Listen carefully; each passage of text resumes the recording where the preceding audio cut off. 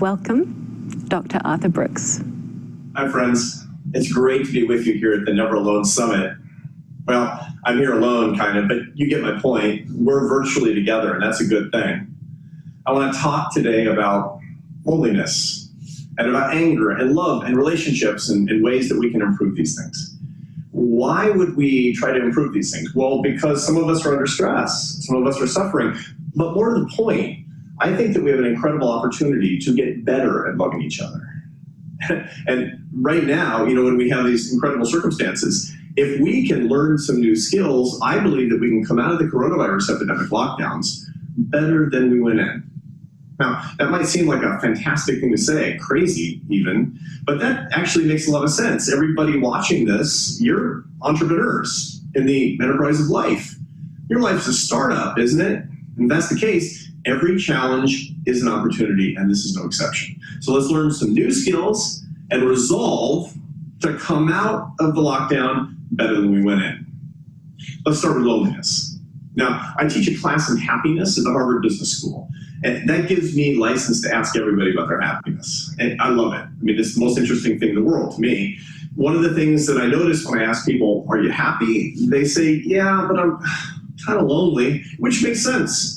When you're in quarantine lockdown, you're not seeing as many people as you would otherwise. Some people are quarantining alone. And that isolation, that loneliness, really super uncomfortable. Some people will notice that when they're feeling lonely and isolated, that they have a kind of a malaise. Maybe they can't sleep very well. It's messing with their appetite. They're eating too little or they're eating too much. We call that the quarantine 15, right?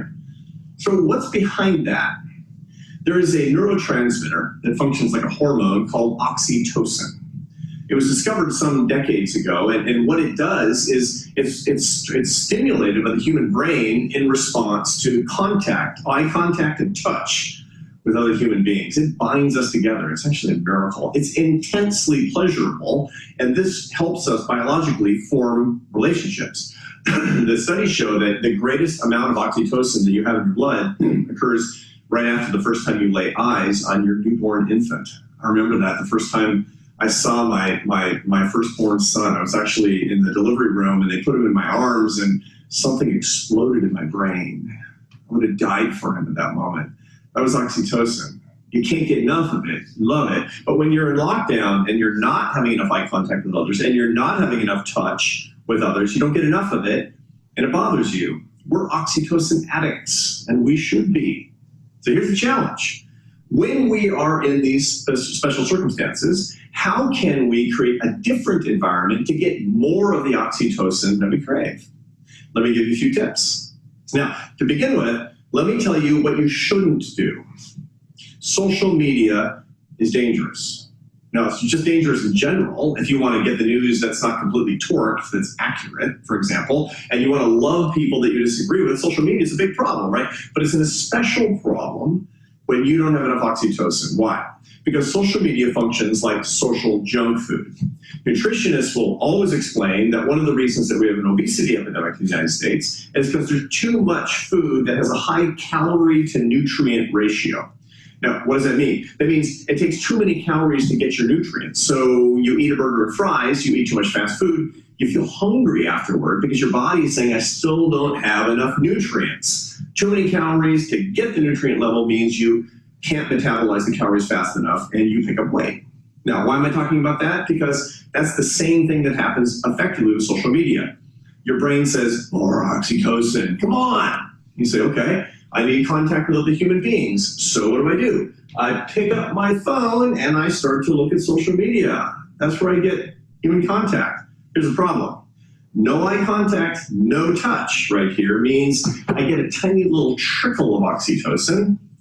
And to get enough of it, I'm binging on social media all day. There's a lot of research that shows that beyond an hour or so a day of social media, total, across all platforms, you start to get lonelier. This is a real problem. So less than an hour a day, you're kind of complementing your human relationships. More than an hour a day, you're substituting for your human relationships, and you will get lonelier. So here's what happens. I want oxytocin. I'm uncomfortable. Social media, binging all day long. I go to bed lonelier and unhappier and less comfortable than I started the day. That's your first mistake, and that's the first tip. get off social media, or at least limit it to somewhere around 30 to 60 minutes a day. Okay, tip number 2. To get more oxytocin, we have to find ways to get more touch than we ordinarily would.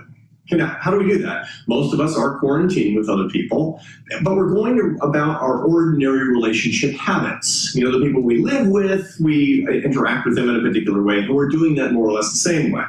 Now, there's a guy that I work with. His name is Paul Zak at Claremont Graduate University. He's a professor of economics and psychology. And he's the world's leading expert on blood oxytocin levels. One of the things that he's found is that blood oxytocin levels peak when you embrace somebody for 22 seconds. That's a long hug.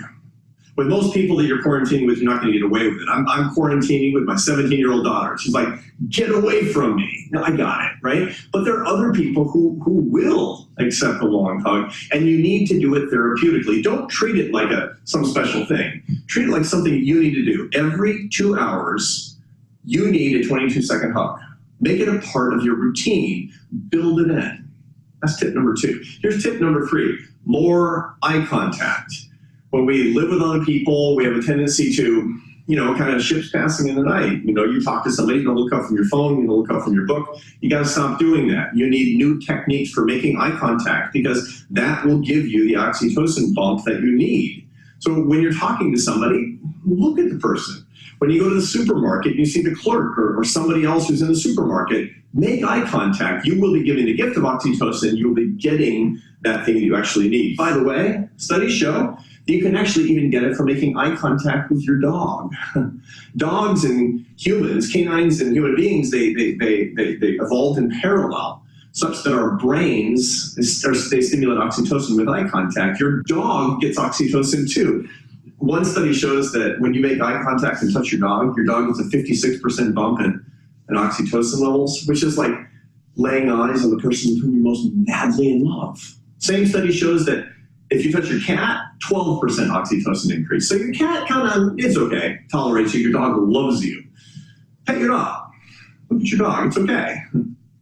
Now, the other point is that when I talked about social media, I didn't say get off all technology.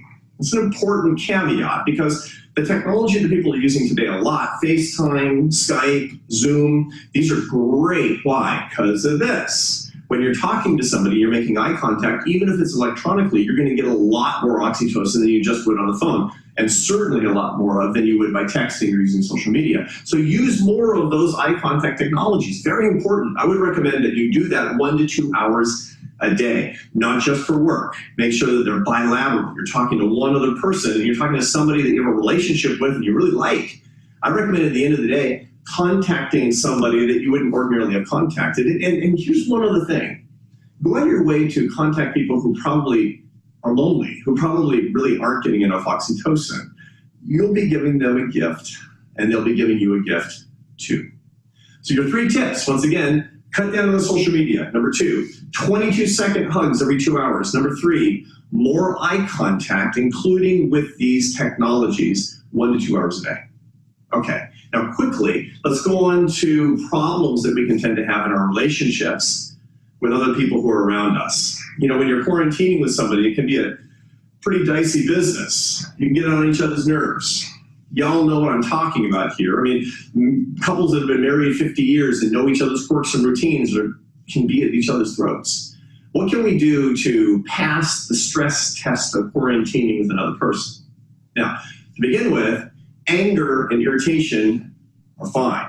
Don't worry about that. These things are normal. Now, it's a little quirk of the human brain that when somebody irritates us, that we have this reaction through something in the brain called the amygdala, a little organ at the center of the brain evolved more than 1 million years ago. It's the same thing that's stimulated when somebody, tries to hurt us or, saber-toothed tiger tries to kill us. I mean, we sort of maladapt socially to use that part of the brain for social situations, but so it is. That's just the way it is. Don't beat yourself up just because your amygdala, part of your lizard brain, is stimulated when somebody irritates you. That's fine. The really only important thing is how you react. So I got 3 more suggestions for you real quick. Number 2, when you feel irritated with somebody that you love, wait. Why? Because your amygdala fires in 74 1,000ths of a second. Okay? Your prefrontal cortex, the part of your brain that gives you conscious decision-making capacity, it takes seconds to catch up. When your mother taught you to count to 10 when you're angry, your mother was very wise. What she was telling you was give the front part of your human brain time to catch up with your lizard brain. Wait before you answer if you're irritated. Number 2, never mix in disgust with your anger. Disgust is one of the primary negative emotions, along with anger, fear, and sadness. Disgust is reserved entirely for pathogens, never for people. It's what's on the bottom of your shoe. It's the coronavirus, never for a person. When you're really irritated, if you roll your eyes, if you use sarcasm, if you sneer, if you're derisive, that's disgust. And that is the worst thing that you can do to another person. Never let disgust creep into your anger. Don't roll your eyes. That's lesson number 2. And lesson number 3 is maybe my favorite. It's forgiveness. Now, forgiveness doesn't mean that you're going to be a punching bag. It certainly means you're not going to put up with abuse. But for the people you really love, forgiveness is your secret weapon. It's your ability to get back your relationship. There's a wonderful new body of scientific research that shows that forgiveness is good for everybody. It increases your hope. It increases your self-esteem. It also makes you feel physically better and lowers your blood pressure. There's almost nothing better that you can do for yourself, and almost nothing better that you can do for the person that you love than forgiving them, even if they don't deserve it. You deserve it. So make sure that you're abundant in your forgiveness. Now, how are we going to come out of our quarantine? We're going to come out hugging with abandon, making eye contact, getting more oxytocin. When we get angry, counting to 10. Never letting contempt creep in, and be more forgiving. Don't you want to be that person? I do. I'm using this as my time to be the person that I want to be, and I hope you do too. If you want more on this, please go to my website, arthurbrooks.com, and you can actually find about my podcast, The Art of Happiness with Arthur Brooks, or about my columns at The Atlantic, How to Build a Life. I would love to hear from you. And in the meantime, stay safe, stay happy, and remember, you're never alone. Dr. Brooks, it's always a pleasure to see you.